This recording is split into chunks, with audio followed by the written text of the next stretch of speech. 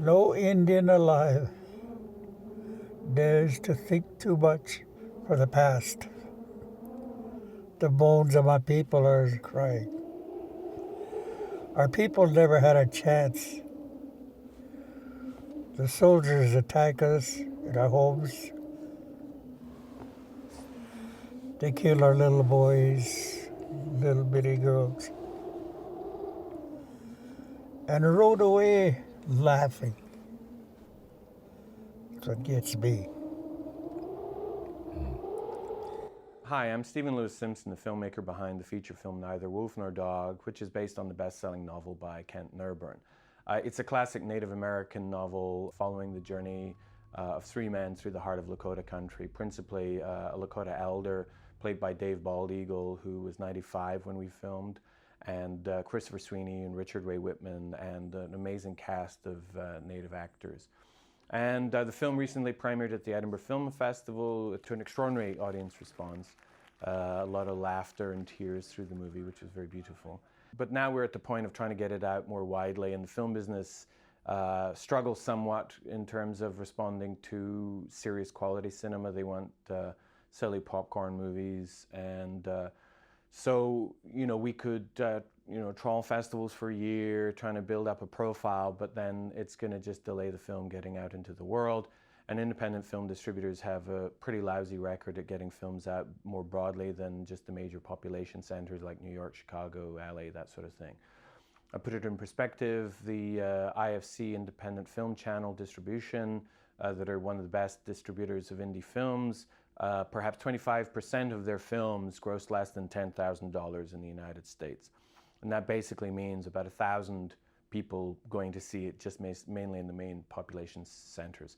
And that would be a travesty for our film. We know a lot of the core audience is much more wide than that. There's a lot in Indian country itself. We've created this extraordinary database of native cinemas and on and near reservations, for example, and a lot of people have been submitting venues to us throughout the country that they think they can drum up some support for the film.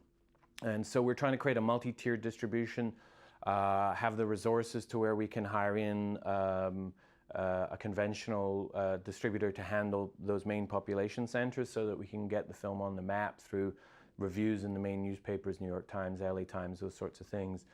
And also doing grassroots distribution, getting it to those reservation cinemas and to a lot of those other ones through one-off screenings, through websites like Tug, where audience members can select the film that they would like to see in their local theater, and then they sort of crowdsource enough people, and if they get a certain target, then the film will be booked in that theater.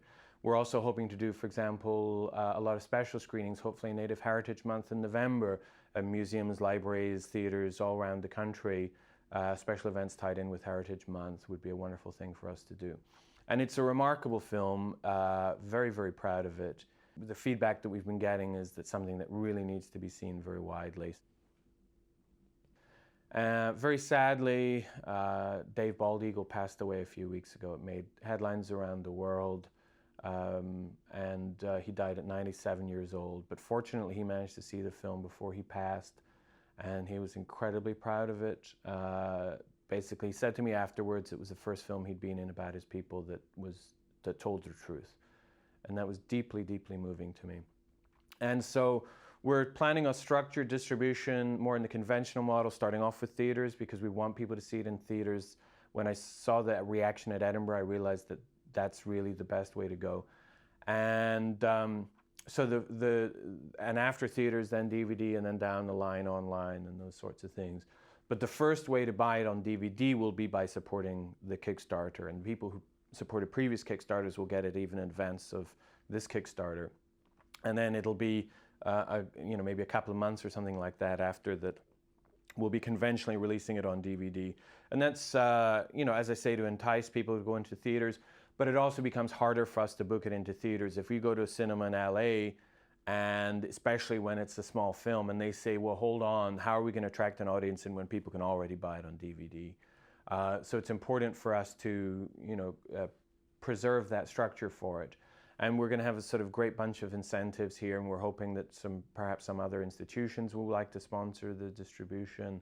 The film got made because of the support of Kickstarter, and we want it to get out as widely as possible through the same sort of support. So any help you can provide, especially getting the word out as well, would be greatly, greatly appreciated. Because it's just so important that this film is seen as widely as possible. And it's really a beautiful, extraordinary legacy for Dave Bald Eagle, who is an extraordinary human being. And I'm just so proud to be able to bring his performance out into the world and share with you all the amazing performances throughout. Our leads, Christopher Sweeney and Richard Ray Whitman as well, just extraordinary. So thank you for listening, and any help would be greatly appreciated. Thank you. When white people won, it was a victory.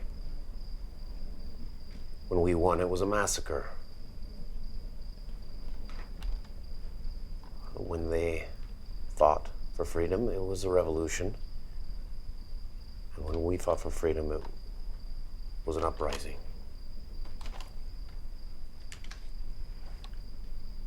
Read another one.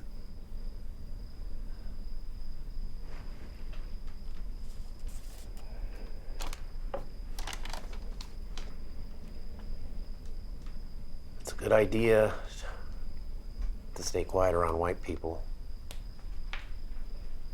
They can't stand the silence. Pretty soon they will talk and reveal their hearts. Silence is stronger than words. Did you write these, Dan? I got lots more. I want you to fix them. Make a book. I don't know, Dan. Like this one. You make them right. Make it sound like I went to Haskell. Okay?